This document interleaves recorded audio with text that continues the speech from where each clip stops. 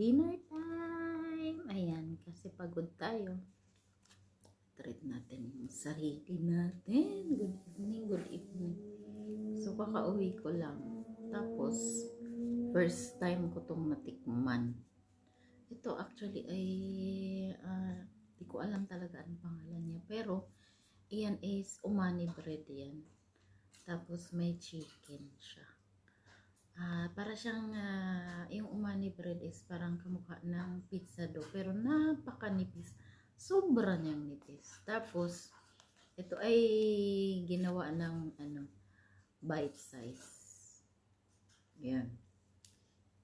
At ang partner naman natin, dahil magpupuyat, is cafe.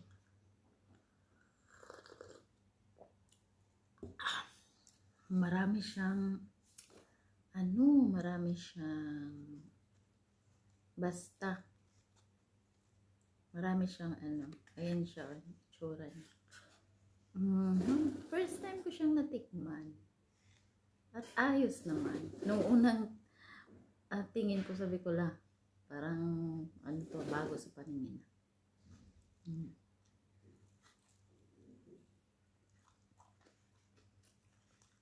May sibuyas, may kamatis, at may manok na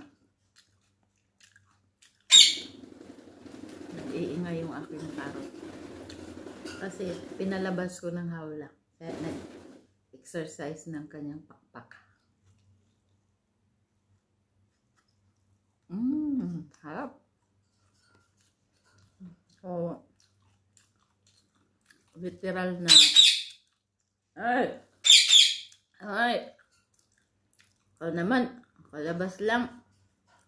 Ito yung manok, templado na manok.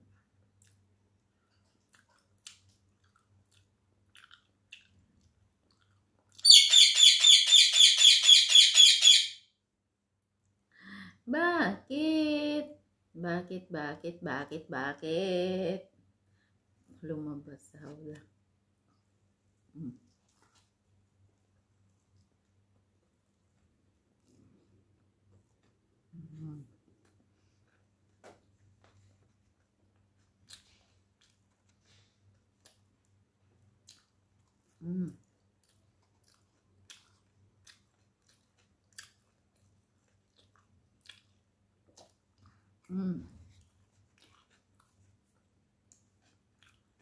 Ang order niya is good for 2. So, 6 na ganyan siya.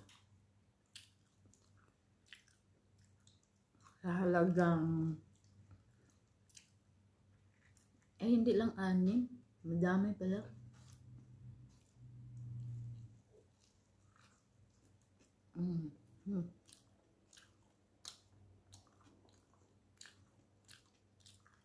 Sarap.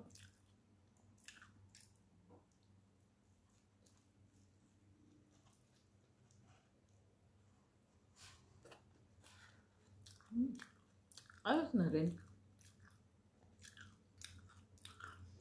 Maraming salamat. Enjoy your meal din. Ayan yung aking meal.